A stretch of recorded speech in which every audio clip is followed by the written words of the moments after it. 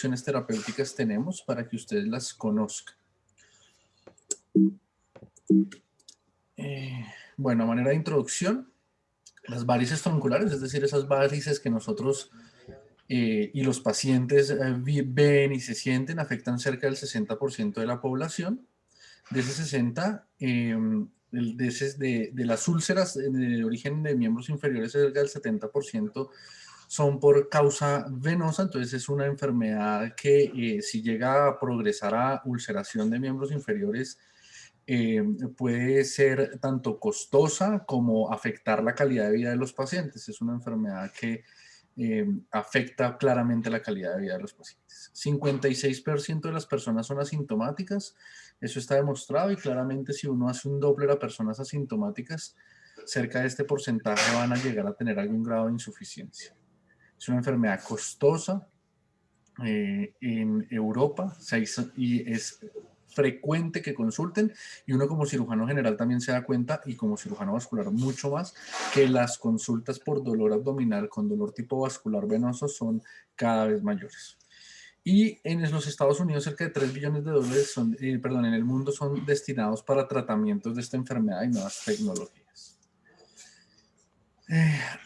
A medida que avanza la edad, la enfermedad progresa. Es una enfermedad de características hereditarias, con componente genético claro, y adicional es una enfermedad que es claro contar a los pacientes que no tiene cura, y todo el tratamiento va enfocado hacia un manejo paliativo, que no es una enfermedad que ponga en riesgo la vida, pero sí es una enfermedad claramente que el manejo es paliativo, no tiene cura.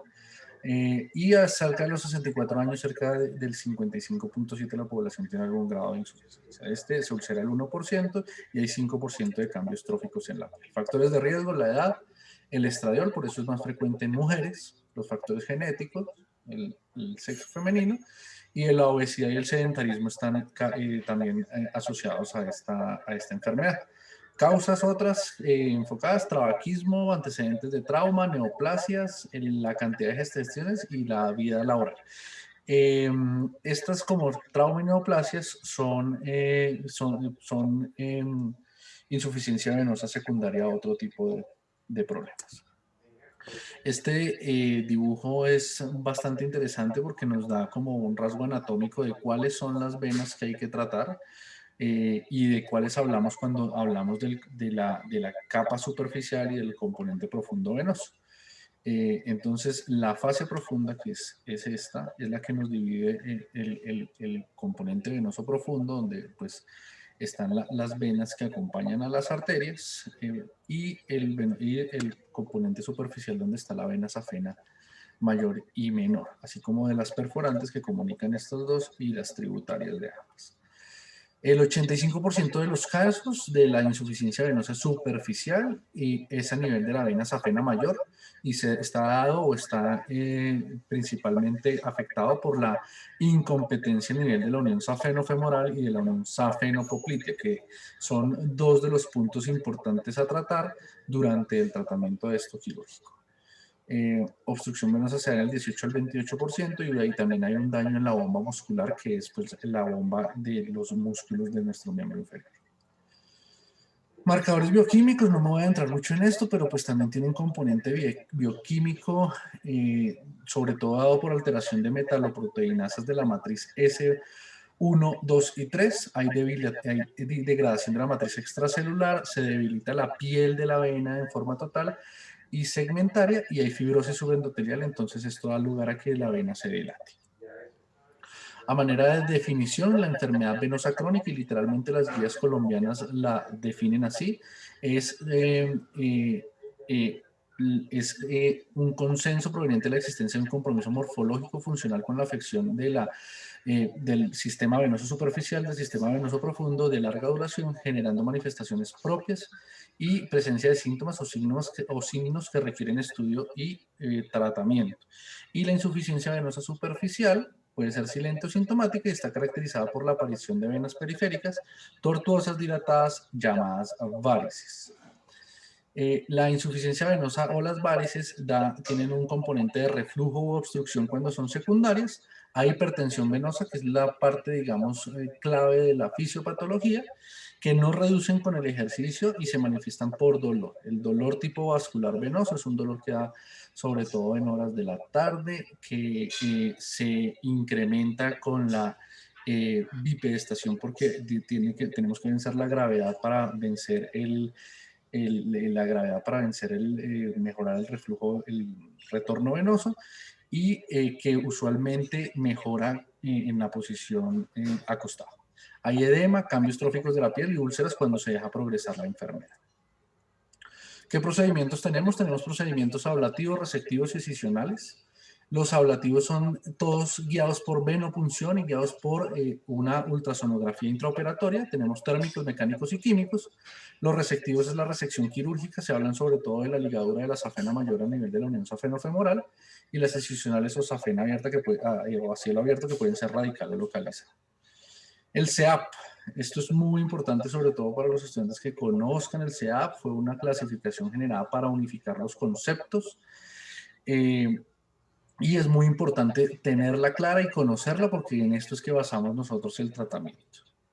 Los síntomas, úlceras por estasis con dolor significativo, ahí puede haber edema de naturaleza venosa, puede haber episodios recurrentes de trombosis venosa superficial, dermatitis y cambios tróficos de la piel, varicorragia en algunas oportunidades y el dolor significativo. Ojo, esos son los síntomas. La sola presencia de dilataciones o venas tronculares hace que el paciente sea asintomático, es decir, puede tener dilataciones varicosas. Esto no quiere decir que el paciente tenga síntomas, sino que debe ser calificado como un paciente asintomático. La anatomía del sistema venoso superficial, entonces, y profundo, entonces todas las venas que acompañan allá las arterias profundas, las superficiales, eso están dentro del sistema venoso profundo y la safena mayor y la safena menor están dentro del sistema venoso superficial, que son las que más frecuentemente tienen reflujo y las que tratamos usualmente con algún método terapéutico. Definiciones, varices tronculares, que son las que, como les dije, usualmente vemos en los pacientes, son de que miden más de 3 milímetros y son fácilmente detectables a la inspección y al examen físico. Las menores de 3 milímetros las conocemos como varices reticulares y las que son intradérmicas y de muy pequeño calibre, que las comúnmente llamadas arañitas, son las que conocemos como telangiectasias. No confundir las telangiectasias con esas pequeñas dilataciones varicosas a través del malleolo interno, que es conocido como la corona flebectásica, que en los últimos años ha cogido pues mucha importancia porque la corona flebectásica de entrada es un factor indicativo de que estamos ante una hipertensión venosa ya instaurada y es un factor de pronóstico malo. ¿Qué métodos diagnósticos tenemos? Pues la base del método diagnóstico para esto es la ultrasonografía modo B, es el gol estándar. Permite evaluar la extensión del reflujo, permite evaluar qué venas o tributarias nos están aumentando el reflujo a nivel de la safena. Y la recomendación de las guías colombianas es que todo paciente con sospecha de una insuficiencia venosa superficial debe tener una ultrasonografía de sus miembros inferiores con evaluación tanto del sistema venoso superficial profundo y muy importante y que a veces se nos olvida es la evaluación de las perforantes y de las tributarias porque a veces los procedimientos terapéuticos van encaminados a la ligadura de estas que son las que nutren la insuficiencia. Bueno, la otra cosa es que solo la ultrasonografía en decúbito es inaceptable. Hay que examinar a estos pacientes tanto en decúbito como de pie para tener un mejor método diagnóstico dado por la ultrasonografía. Esta es la clasificación de CEAP, CEAP 0 sin signos clínicos, las CEAP 1 telangiectasias, CEAP 2 venas dilatadas, CEAP 3 edema, CEAP 4 con cambios de coloración tróficos de la piel, CEAP 5 una úlcera cicatrizada y la úlcera activa CEAP 6. ¿Esto para qué sirve? Esto sirve básicamente para evaluar qué tratamiento vamos a dar. De recordar que este CEAP está aquí clasificando es la parte C del CEAP, es decir, la clínica del paciente. El CEAP también tiene un componente que habla de etiología, anatomía y fisiopatología, que también son importantes tenerlos en cuenta para el manejo.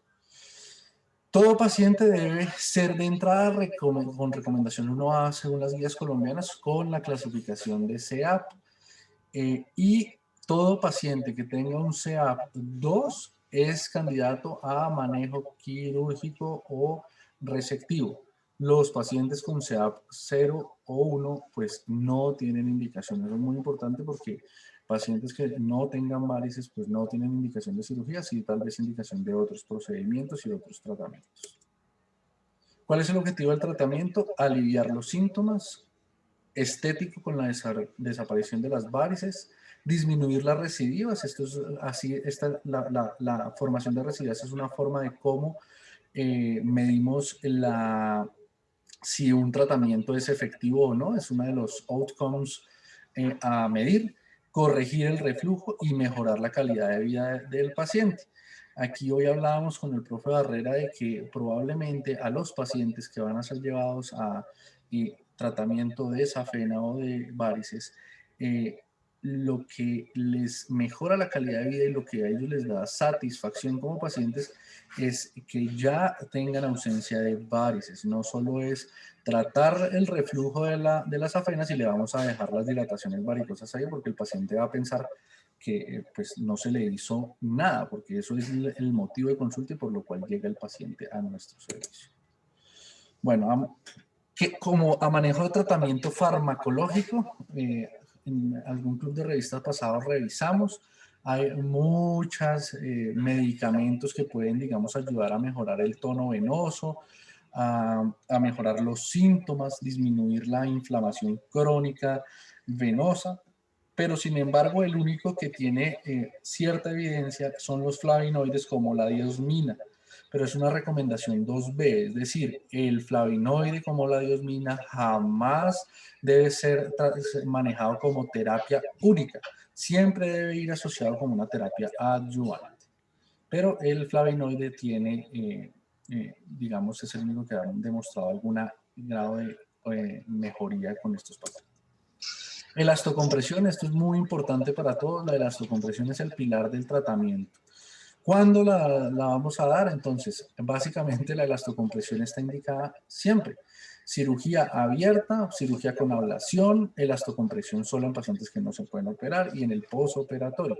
Tenemos de varias clases, según los milímetros de mercurio en que ejerzan presión. Y la recomendación es que nosotros debemos dar una elastocompresión más o menos entre 15 y 30 milímetros de mercurio. Por debajo de 10 es inútil, o sea, no sirve, no funciona. Y por encima de 40 no produce beneficios adicionales. Por encima de 60 lo que produce ya es daño porque pues empieza el bloqueo de las venas superficiales. ¿Cuándo se contraindica la elastocompresión? Cuando un paciente tiene enfermedad arterial concomitante, claudica o tiene un índice tobillo-brazo por debajo de 0.9. Cuando tiene un índice tobillo-brazo de 0.5 a 0.0, pues la isquemia no es crítica, pero sin embargo, si le agregamos una presión a los miembros inferiores, el dolor arterial va a aumentar. Entonces, nunca, si tiene un índice tobillo-brazo por debajo de 0.9, y si no podemos medir el índice tobillo-brazo, pues el antecedente o la palpación del pulso. Cuando hay antecedentes de revascularización, hay un dolor severo de miembros inferiores o alergia al material de los médicos. Bajo ninguna circunstancia se debe dar manejo con elastocompresión, tampoco como última alternativa. Siempre se debe dar la opción quirúrgica o endoluminal o alguna de las terapias endovasculares o manejo con espuma. Cuando la intervención a manera de historia se empiezan a hacer en 1905 y 1906, la que conocemos como técnica entre comillas convencional se empieza a hacer por Babcock en 1908, pero solo hasta el 66 Müller estandariza la técnica como una técnica abierta. Ya a partir del 88 tenemos la ultrasonografía intraoperatoria como una ayuda terapéutica y hoy es importantísima, sobre todo en las resecciones térmicas y ablativas. No existe, eso es también importante, que no existe demostración científica de que algún tratamiento sea mejor que otro. Hay diferentes estudios, diferentes resultados de que uno tiene menos recidivas, de que el otro tiene menos dolor, pero todavía no. Entonces, esto es importante porque lo que hay que hacer es individualizar el paciente y en base a la seguridad y a la evidencia que tengamos, pues individualizar a cada paciente. Bueno, todas las técnicas abiertas, digamos, pueden presentar fallas y la falla básicamente se mide por recurrencia de las varices. Un paciente que tenga recurrencia de las varices, como dije, sirve para medir los resultados de una terapia o no. Las tasas de residuos, por lo tanto, en los estudios son muy variables y tienen una variabilidad altísima, del 7% al 65%. Es por eso que ninguno, digamos, hasta ahora un tratamiento supera al otro, digamos, hablando desde el punto de vista de la evidencia. La mayoría de los estudios que tenemos hoy en día son secundarios a la exéresis, es decir, a la cirugía abierta. Y hasta ahora esto ha demostrado que es costo efectiva y que tiene un alto grado de satisfacción de los pacientes del 10%. Entonces, digamos que hasta el momento sigue siendo el gol. Pregunta, si resecamos la safena en su totalidad, es decir, del muslo al tobillo. Entonces, actualmente se defiende la posibilidad de resección hasta la rodilla, es decir, ubicar la unión safeno-femoral y hacer solo la resección safena hasta la rodilla. No bajarse hasta el tobillo porque esto disminuye la neuropatía posoperatoria, disminuye las neuropraxias, la lesión del nervio sural, que es una complicación frecuente en los pacientes y que les da mucho inconformidad en el posoperatorio, y también lo dicen pues los autores aquí y las guías que pensando en un bypass coronario en un futuro. Bueno, las técnicas endonominales se han venido como aumentando en su utilización desde 2 décadas para acá. Son las técnicas ablativas. Tenemos técnicas químicas, térmicas y mecánicas, basadas en la hipótesis de que es menos invasiva, menos complicaciones y mejor retorno laboral para el paciente. Por lo tanto, salen, pues digamos, en términos de medición de costos, salen más efectivas. Pero hoy hablamos con el doctor Barrera también que eso es para países desarrollados. Aquí en Colombia probablemente la medición de cuánto vale una enfermedad para un paciente que esté incapacitado laboralmente, falta mucho para medir qué tanto es esto. La cirugía resectiva abierta. Lo que busca uno controlar es la ligadura de la unión safenofemoral o safenoproplitea con la ligadura de estas uniones, y esto asociado a la varicectomía. Hay muchas formas en la literatura de cómo realizar el procedimiento. Hablan de extracción completa de la safena, extracción solo de la safena con reflujo, ligadura o no de tributarias, es decir, básicamente ligar la unión safenofemoral. Hay algunos que las dejan ligadas a las tributarias o no. Hay también cambios en las tecnologías, como cambios en los fleoextractores rígidos o flexibles, con el fin de evitar menos complicaciones neurológicas. Y uno de los factores es que cuando nosotros usamos técnicas abiertas le ponemos las olivas distales para poder jalar la vena y obtenerla, y esto no solo trae la vena sino el nervio que está al lado. Entonces hay algunas técnicas sin oliva para poder traer la vena y mejorar, digamos, o disminuir la incidencia de lesión nerviosa en el postoperatorio. ¿Qué concluyen las guías colombianas? No es necesaria la resección hasta el tobillo. Entonces eso ya está claro y estudiado. No es necesaria la resección hasta el tobillo. Con una resección del muslo a la rodilla es suficiente. Asociado a la varicectomía, como les dije, para pues, hacer el retiro de las dilataciones venosas. La cirugía abierta, el gol estándar es la ligadura alta más varicectomía, que es la que tiene más estudios y que les digo que tiene una tasa de satisfacción cercana a 10 años. Pero hay un problema, y es que a pesar de que en la literatura se ha expuesto mucho acerca de esta técnica, todavía falta bastante por la estandarización de esta. Entonces, 75% de todas las investigaciones en la literatura es evaluando esta técnica y evaluando sus recurrencias y sus complicaciones y con unos seguimientos altos. Entonces, de lo que más tenemos literatura es de la cirugía abierta. Conclusión, la cirugía resectiva es costo efectiva y es mucho más efectiva a largo plazo. que lo que pensaríamos que sería la endoluminal, sin tener estudios a largo plazo de las técnicas endoluminales a las cuales faltan ser estudiadas para tener una comparación de cuál es la efectividad real a largo plazo. La endoluminal, uno lo ve por experiencia con los pacientes, menos dolor y una efectividad a corto plazo que es hasta el momento comparable con la técnica abierta. En la extracción de rodilla, ingle versus endoluminales, digamos, es igual los resultados. Tobillo, ingle versus endoluminales, la exéresis completa tiene más riesgo de sangrado, lesiones nerviosas, hematomas y dolor postoperatorio. Entonces esto confirma que las ligaduras hasta la rodilla ya pues son suficientes hasta la rodilla y que hasta el tobillo ya no causan, sino no tienen una mejoría de los resultados, sino al revés, pueden causarnos algo más de complicaciones. ¿Qué otras cirugías selectivas para que las conozcan resectivas tenemos? La técnica llamada Chiva, que requiere de una gran experiencia en la realización de ultrasonografía y básicamente lo que buscamos es buscar las venas tributarias o perforantes que nos están alimentando la insuficiencia venosa y desconectarlas de la safena. ¿Se puede o no se puede mantener o extraer la safena? La técnica de stripping con frío es otra técnica, es un instrumento colocado a nivel de la rodilla ingle y el frío hace que la vena se adhiera y cuando uno jale pueda ya sacar y extraer la vena.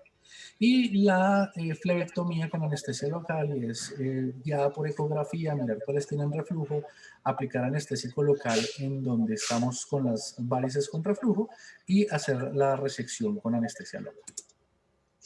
Complicaciones de técnicas resectivas están informadas 10% de infección del sitio operatorio, hematomas, recurrencia, parestesias, neuralgia por lesión del nervio safeno entre el 80 y el 40%, y es muy importante tratar de evitar esto al máximo porque es una de las causas de más demandas en cirugía vascular que se nos presenta. Lesión linfática y arterial, muy rara, pero puede pasar, y complicaciones tromboembólicas. Bueno, a manera de recomendación, el tratamiento de varices tronculares o no tronculares incompetentes, dependiendo del tamaño de la sintomatología, es mandatorio. Y la alternativa depende de la elección y la experticia del cirujano. Y todas las varicosidades concomitantes pueden ser realizadas con flebectomía. Entonces, lo importante es buscar una técnica, pero no olvidarnos de la varicectomía o flebectomía. La cirugía ablativa o endoluminal, tenemos la radiofrecuencia, la guiada por láser, vapor de agua y microondas. Nosotros en la Fundación Cardioinfantil hacemos la radiofrecuencia, que básicamente lo que busca la cirugía térmica es la lesión endotelial por desnaturalización de las proteínas del endotelio, del colágeno en este caso, y se ocluye la vena por fibrosis. Siempre deben ser guiadas por ultrasonografía y dependientes de la realización de tumescencia, es decir, infiltrar anestésico asociado a líquidos alrededor de la vena que vamos a tratar, con el fin no solo de anestesiar, sino que nos diseque un poco la vena que vamos a tratar con calor. Esto limita la transferencia de calor, evita quemaduras, causa venoconstricción y hace anestesia. Siempre ubicar el catéter 1 a 2 centímetros por debajo de la unión safeno-femoral para evitar que se nos ocluya esta unión y pues evitar complicaciones derivadas de esto. Lo que usamos, estas son, digamos, las marcas registradas. La que usamos nosotros en la Cardioinfantil es el Closure Fast, que es el que tenemos en la imagen.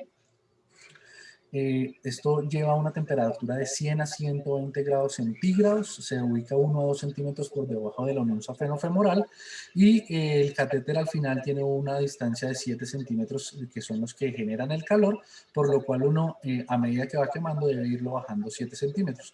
En la zona donde haya perforantes que nutren la insuficiencia se puede incluso hacer 2 disparos de esta radiofrecuencia. Entrega unas frecuencias de 200 a 300 kilohercios y que lo que hace es limitar el daño de la pared venosa. Hay un pero, y es que si la vena safena mayor, la vena safena mide más de 15 milímetros, eventualmente puede limitar la RFA o necesite de compresión durante el disparo de la radiofrecuencia. Voy a ver si aquí podemos poner un video para que ustedes vean más o menos cómo es la radiofrecuencia.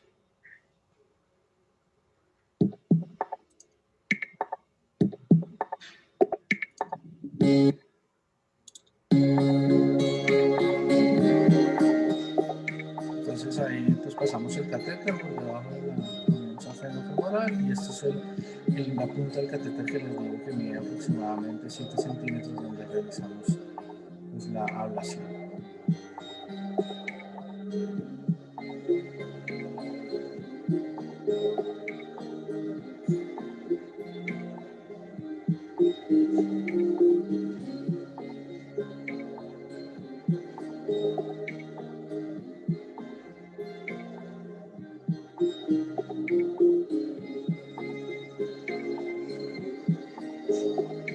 A través de un introductor estándar es por donde va el catéter de radiofrecuencia. Cuando lleguemos al final, bueno, ahí guiado por la ecografía, donde vemos la punta del catéter saliendo a medida que vamos avanzando.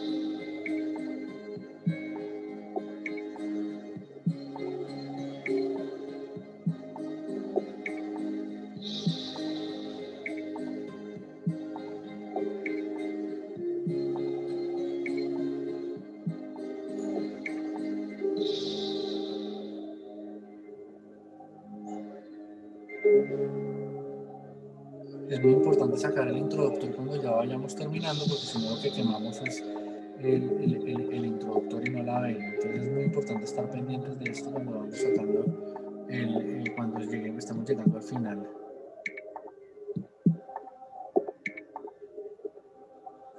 Todo esto es previa a tumescencia en la vena, ¿no?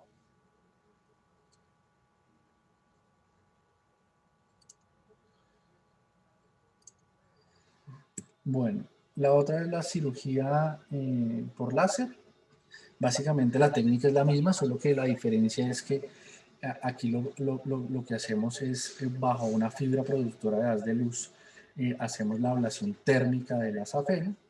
Es decir, es diferente la forma en que hacemos la ablación de la vena, pero la técnica es guiada por ecografía, retiro retrogrado hasta la rodilla y las mismas recomendaciones. Una tasa de oclusión completa de cercana al 100% al año. Vapor de agua es una técnica en desarrollo, lo que es también ya por ecografía, tiene un catéter maleable que se llama Venestein o Serma-Vein, tiene dos agujeros coaxiales que lo que entregan son pulsos de vapor de agua y entrega de 2 a 4 pulsos por centímetro de vena. Faltan estudios, es una técnica en desarrollo, hasta ahora parece que aumenta la incidencia de trombosis venosa profunda, no sabemos si de forma significativa o no, y está por estudiarse cuál es la tasa de equimosis, dolor y lesión del nervio periférico.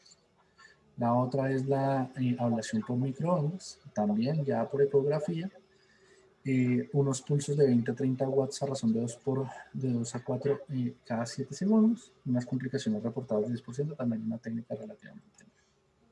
La ablación térmica, las ventajas, tiene mayor satisfacción del paciente. Uno se da cuenta que los pacientes efectivamente llegan con menos dolor postoperatorio y se reintegran rápidamente a sus labores diarias.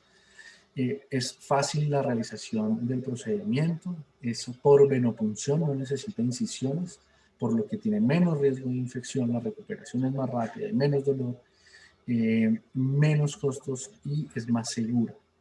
Los resultados a 3 años hasta el momento no hay diferencia con técnica abierta. Excepto los obesos es una clara indicación para radiofrecuencia. Complicaciones, trombosis inducida por galón, trombosis venosa profunda, la quemadura de la piel. Esto se puede evitar porque a veces la safena en su trayecto de salida desde la rodilla está muy cercana a la piel y si uno hace el toque de radiofrecuencia puede llegar a tener quemaduras de la piel. Por eso es muy importante a veces, si está muy pegada y muy adherida a la piel, evitar el disparo de calor y dejarla así o hacer buena tumescencia. La lesión del nervio safena persiste por transferencia térmica, parestesias, fístulas arteriovenosas, flebitis superficial y la pigmentación de la piel, que es otra de las complicaciones que siempre tenemos que tener en cuenta en estas técnicas. A conclusión, las ablaciones térmicas son seguras, ofrecen buenos resultados terapéuticos comparativos ofrecidos con las resectivas, tienen menor tiempo de recuperación, aparentemente de complicaciones donde hay experticia, hay todo lo que los insumos aparentemente pueden llegar a ser mejor que las técnicas resectivas abiertas.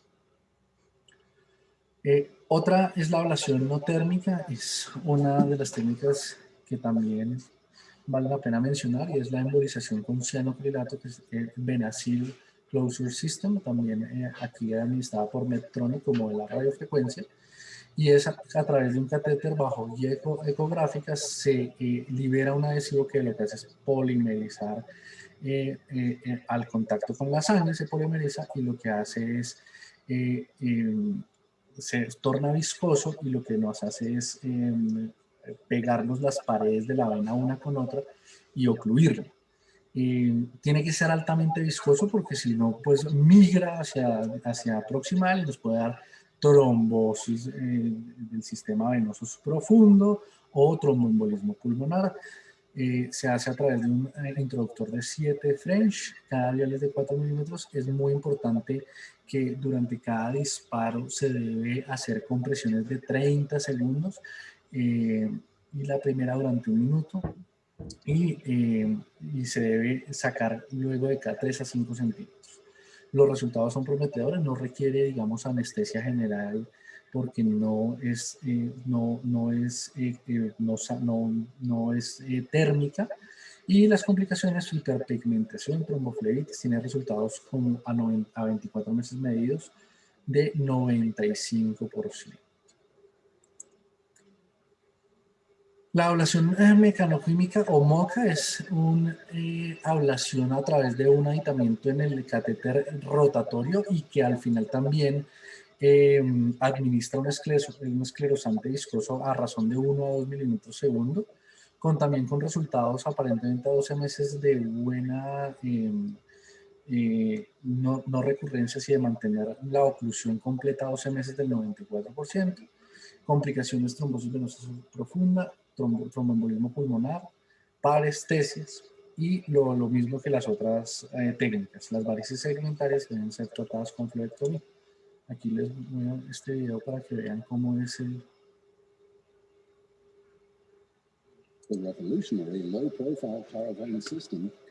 la jeringa es la que nos administra el esclerosante y aquí está el catéter. Eso es lo que se mueve y ahí va también botando el esclerosante en la punta. The small caliber design offers easy access and threading. Typically deployed through a 4 or 5 French microintroducer under ultrasound guidance, the catheter tip shows brightly.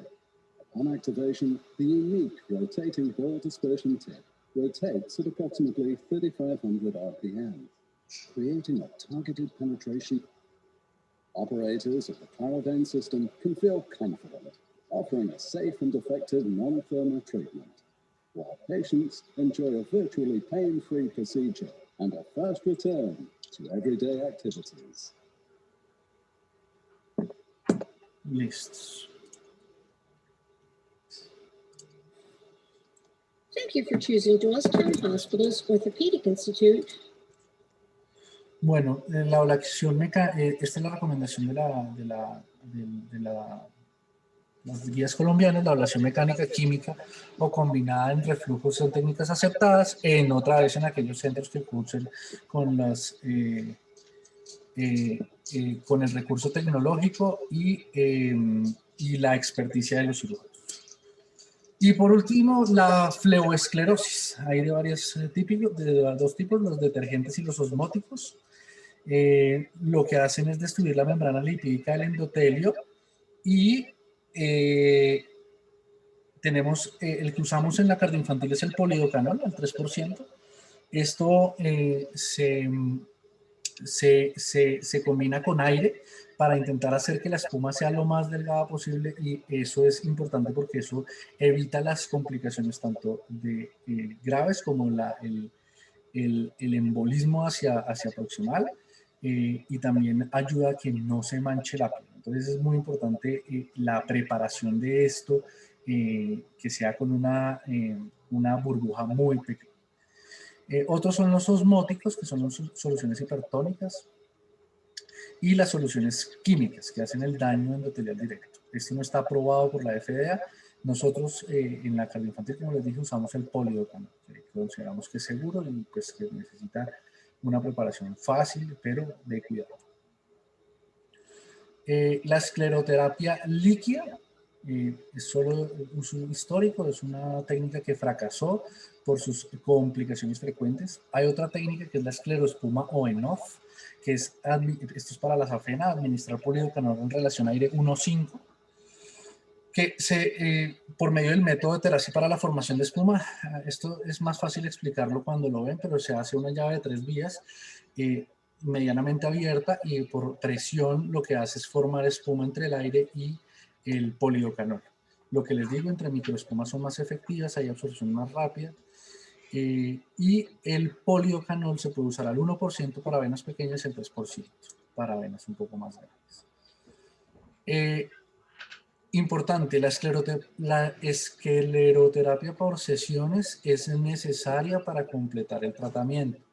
Si no se hace, digamos, uno lleva a un paciente a radiofrecuencia, debe siempre proponerle completar el tratamiento con escleroterapia porque las residuos aumentan al 65%.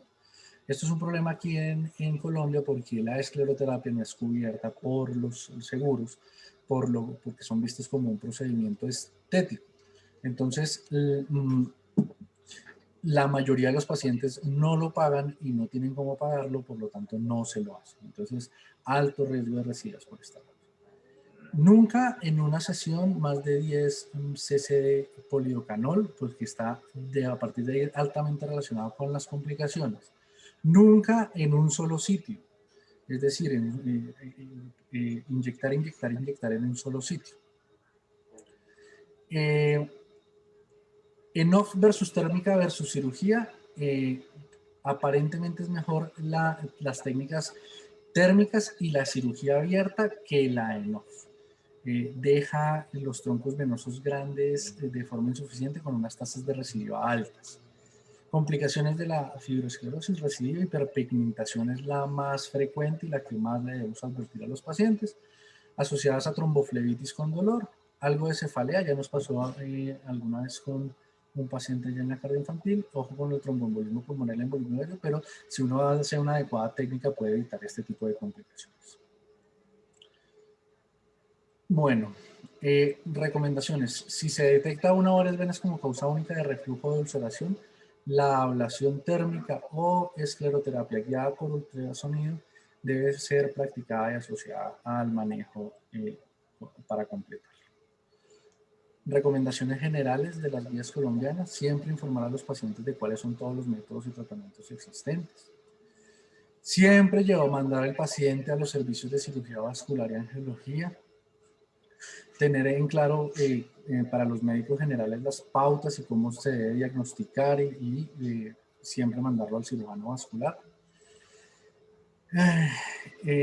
El cirujano es el encargado de mirar cuál es el mejor esquema terapéutico. Como les digo, esto es de individualizar los pacientes y es muy importante tener una individualización de esto y un Doppler muy bien hecho para mirar qué es lo que le vamos a hacer, porque a veces cuando la safena está competente y solo tenemos varices, por ejemplo, ese paciente solo necesita varicectomía. Si tenemos de las dos, podemos hacer una técnica ablativa con varicectomía intrapatelar y posterior escleroespuma. Entonces, la idea de esto es que se lleven que no todos los pacientes se tratan de forma igual. Manejo conservador para siempre para los pacientes que están por debajo. Hace poquito operamos un paciente de 13 años, pero ya parecía un adulto, pero durante la infancia uno podría eventualmente esperar y durante el embarazo. Y siempre tener en cuenta las condiciones de salud de los colombianos. O sea, esto no es lo mismo hablar de que es que está indicada tal cosa porque tiene grado de recomendación, no, si aquí en Colombia pues lamentablemente no podemos ofrecerle eso a los pacientes. Entonces, siempre dentro del plan de salud de los colombianos ofrecer el plan de manejo que mejor se nos acomoda.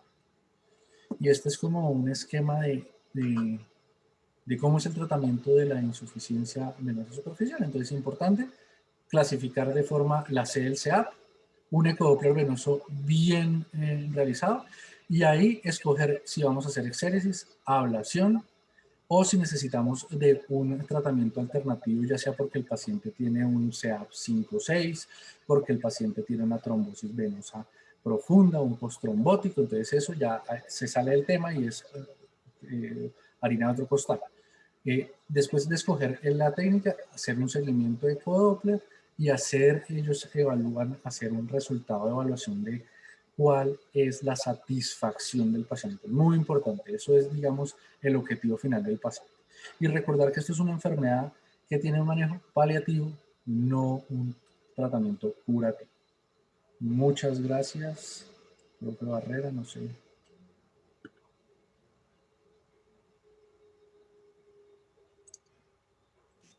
Muchas gracias, doctor. No sé si el doctor Barrera tiene unas palabras o empezamos de una vez con las preguntas. Sí, realmente muchas gracias, Sebastián. Muy completa la revisión. Como siempre, creo que es un tema muy extenso para algunos niveles de formación, pero creo que deja prendidas muchas luces. Yo los invito a que no sea la primera y la última vez que se revise este tema por cada uno de ustedes.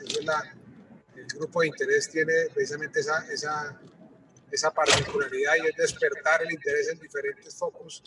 A veces parece que es muy extenso, pero cada uno encontrará en diferentes aspectos un interés para profundizar. Yo los invito a que conozcamos todos la clasificación CEAP, que la manejemos. Hay que tener una tablita ahí en el bolsillo y tenerla recordándola.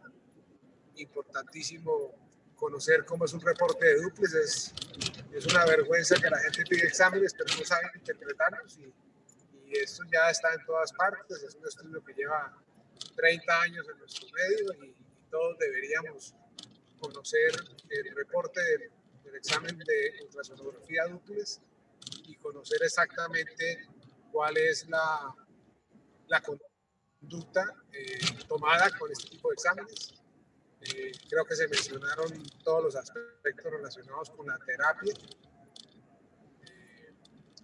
Es muy importante lo que dijo el doctor Sebastián relacionado con la realidad nuestra, la realidad colombiana, con muchos aspectos que están publicados en las revistas internacionales y que se discuten en todos los congresos. Pues tiene que ver mucho con la calidad de vida, con el regreso rápido, el retorno a las actividades, con la mínima incapacidad. Yo creo que debido a la prevalencia, a la frecuencia y más en nuestro medio, en Altiplano boyacense, en Santander, tenemos una alta incidencia de enfermedad venosa grave, severa, incapacitante, que hace que nuestros pacientes digamos, de manera recurrente y crónicamente sean manejados de manera inadecuada por no tener un enfoque adecuado clínico. Como les decía, el diagnóstico vascular está a la mano del examen clínico, de la historia clínica y el examen manual con la palpación, con una medición del diámetro de las extremidades. Todos deberíamos tener un metro en el bolsillo de nuestra bata, comparar el diámetro de las dos extremidades a nivel del tobillo, de la pantorrilla, del muslo. Nos alerta sobre la presencia de una trombosis venosa profunda, una diferencia significativa de una de las extremidades. Existen tratamientos médicos, pero a veces lo triste es que por desconocimiento entonces terminamos formulando medicamentos como si no existiera otro tratamiento para los pacientes. No hay limitaciones con la edad. Podemos tratar obviamente con estos nuevos métodos mínimas invasiones y mínima inflamación. Podemos tratar pacientes mayores en los cuales antes, digamos, la cirugía convencional impedía el tratamiento. La escleroterapia, como se mencionó, importantísimo el tratamiento complementario de los pacientes. La cirugía de las varices O sea, las varices no se pueden curar, es un tratamiento paliativo permanente. El paciente puede recidir después de 10 años y hay que hacer otro tipo de tratamientos. Hoy ha disminuido esto debido a los estudios y obviamente pues ahí hay todo un mar de aspectos que deberíamos profundizar en este grupo.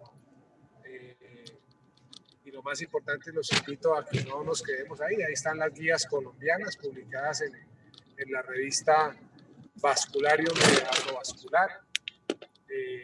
Y allí pueden ustedes tener a la mano, digamos, esta que ha sido una revisión que hicimos con mucho cuidado para la población médica colombiana y ha sido adoptada en muchas partes de Latinoamérica.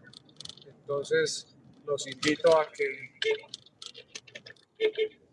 que revisen este tema, que no se quede acá, y esperamos muchas preguntas. Espero que haya sido, creo que es una presentación muy clara. Yo sé que son temas, digamos, muy extensos para los primeros grados de formación, pero ahí quedan muchas inquietudes para que respondamos. Muchas gracias, Sebastián, y entonces esperamos las preguntas, doctor Velandia.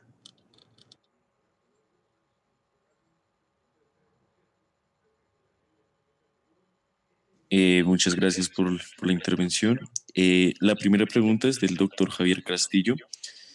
¿Usan anestesia general o sedación con los pacientes de ablaciones térmicas?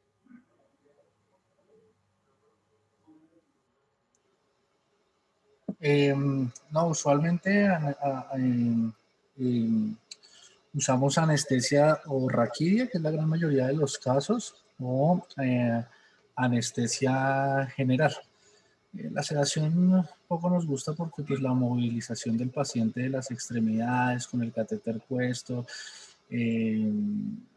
no la ubicación de las estructuras anatómicas por ultrasonografía. Entonces preferimos realmente que le den o anestesia raquídea o anestesia general, pero pues esta ya es una decisión de igual, estrictamente del anestesiólogo.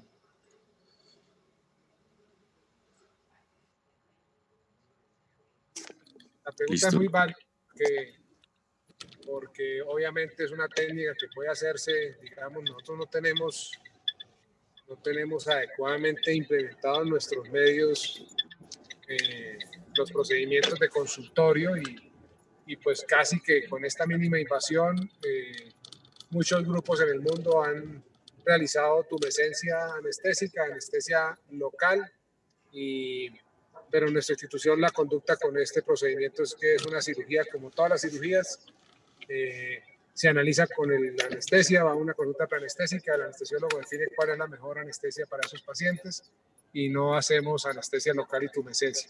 Pero hay muchas experiencias en el mundo y son válidas de manejo con anestesia de tumescencia. Sí colocamos solución tumescente, nos parece muy importante para el posoperatorio, muy importante para la disminución de las complicaciones, pero los pacientes son siempre manejados por el anestesiólogo de nuestro servicio.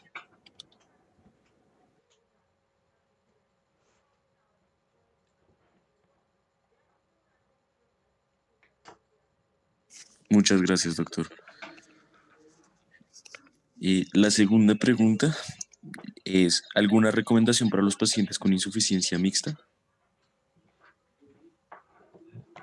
Hola, sí, bueno, la pregunta la hace Jenny, hola, querida Jenny, una compañera muy querida por mí. Jenny, sí, nosotros digamos no tenemos una contraindicación para hacer, me imagino que mixta te refieres del sistema venoso superficial y profundo.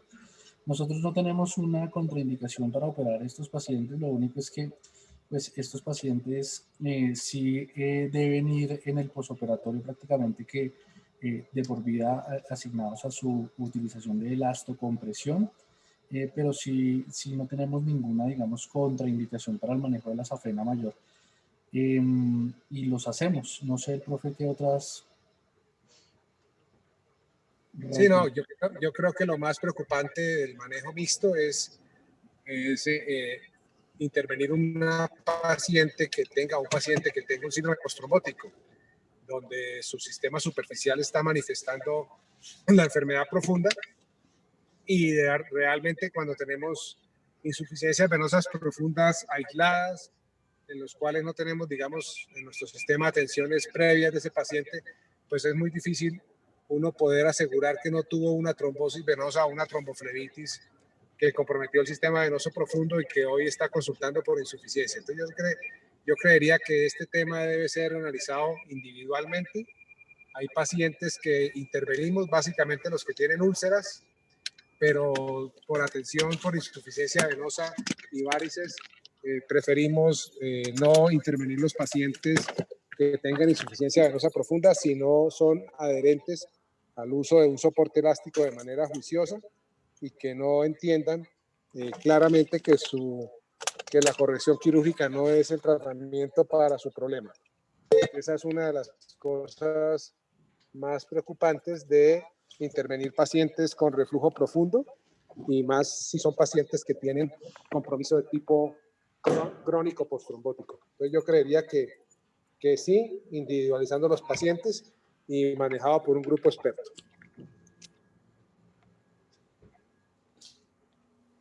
Perfecto, doctor, muchas gracias. Las siguientes dos preguntas son hechas por el doctor Javier del Castillo. La primera es, ¿la ablación térmica solo en la safena mayor en el espacio safeno o también en la epifacial? Y la segunda es, ¿cuál es la experiencia en el manejo de perforantes con métodos calóricos?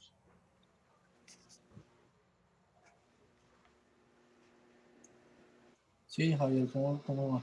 No, Javier, nosotros realmente lo que hacemos es la ubicación de la safena mayor y ablación térmica de esto. Todo lo que son perforantes y esto los buscamos, las marcamos clínicamente, las buscamos y las intentamos, no, las buscamos y las ligamos para evitar el reflujo. Entonces esa es nuestra experiencia, digamos, haciendo esto de la ablación térmica. Es lo que yo he visto en estos meses allá en la Fundación Parto Infantil. Es la safena mayor y ubicar cuáles están nutriendo la insuficiencia, las varices y las perforantes que están comprometidas, las buscamos y mediante técnica de varicectomía las ligamos.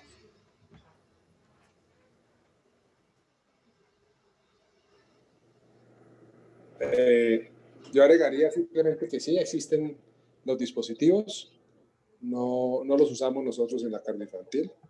Hay descritas la forma de usar los catéteres para perforantes.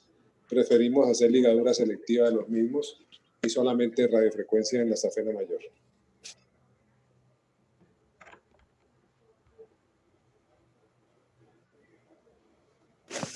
Listo, doctor, muchas gracias. A nivel personal tenía una pregunta y es el hecho de que hay alguna forma de identificar el edema de origen venoso en etiologías concomitantes como puede ser alguna patología renal o cardíaca que también producen edema periférico. Hola. Qué pena, pues estoy conectado.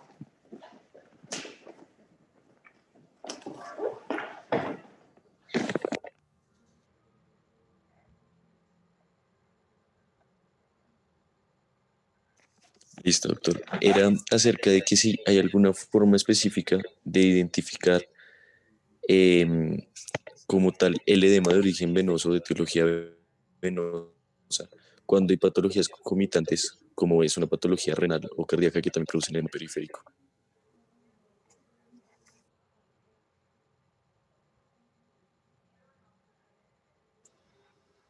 Pues no, pues yo pienso que básicamente es remitirse a una adecuada historia clínica de los antecedentes, también mirar la presencia o no de fobia, que es más de una edema por bomba, mirar la clasificación de SEAB, el Doppler y los antecedentes médicos.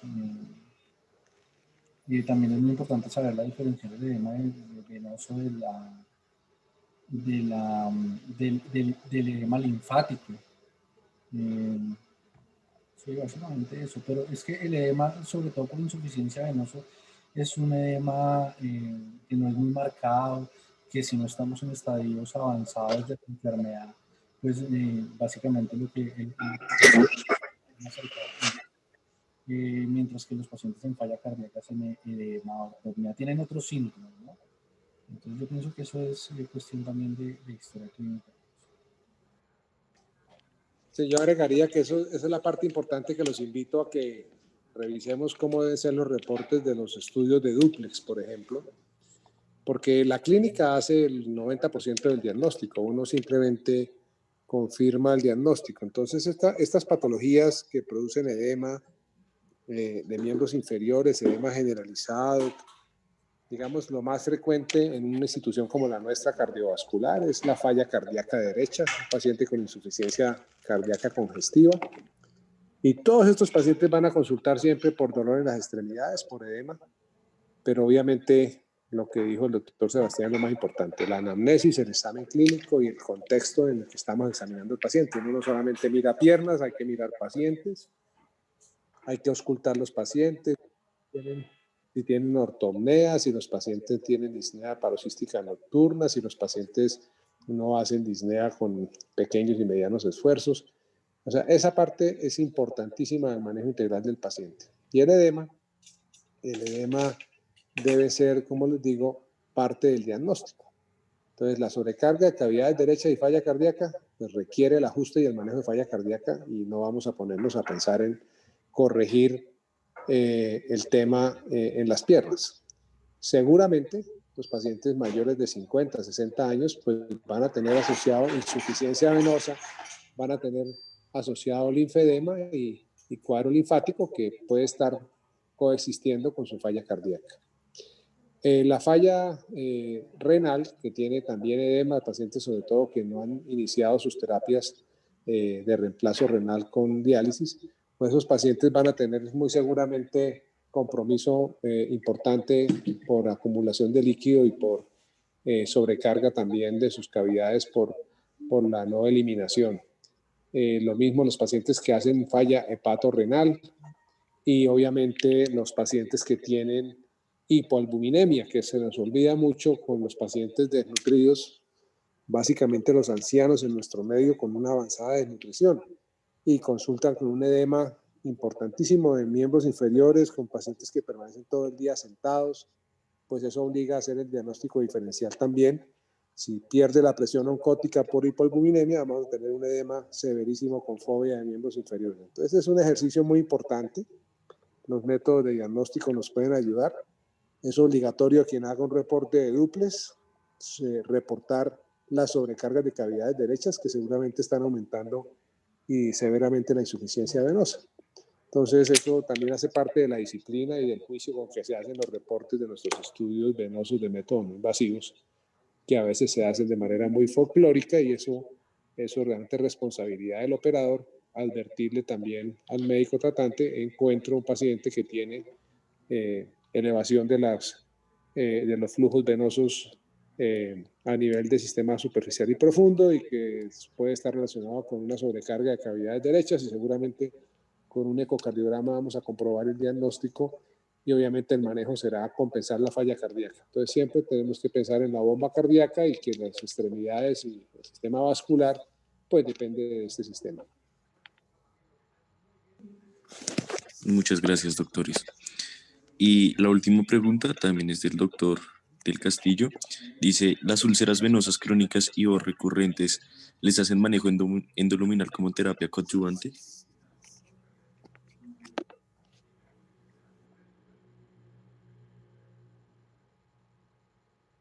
No, las úlceras crónicas las tratamos básicamente con cuidados de la piel, mantenerla hidratada. Les mandamos a colocar hidratación con vaselina y les ponemos Minipel, que es una cosa de fácil acceso para los pacientes.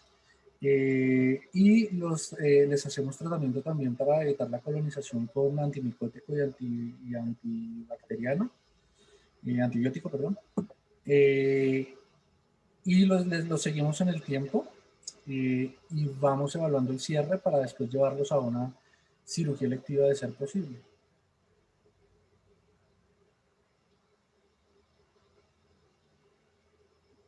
Sí, nuestro protocolo no maneja úlceras agudas con manejo quirúrgico, siempre las llevamos con el mejor estado de la piel y en tratamiento avanzado de cicatrización, control de la linfangitis y la celulitis y y llevamos el paciente de manera electiva, con tejidos limpios y sin riesgo de infección de otras heridas, a manejo quirúrgico si está indicado. A veces es suficiente toda la terapia que hacemos de manejo compresivo con vendaje multicapa y todo el tratamiento que se desarrolla para disminuir la hipertensión venosa y lograr la cicatrización de una úlcera varicosa o venosa adecuadamente diagnosticada.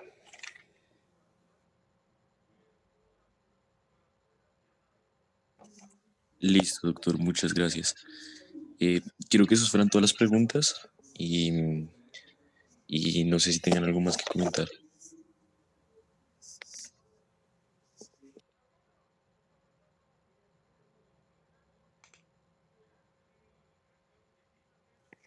Entonces, pues creo que damos por finalizar la reunión. Muchas gracias a todos por asistir. A ustedes todos, muchas gracias. Muy amables, buenas noches. Muchas gracias, doctores. Muchas gracias.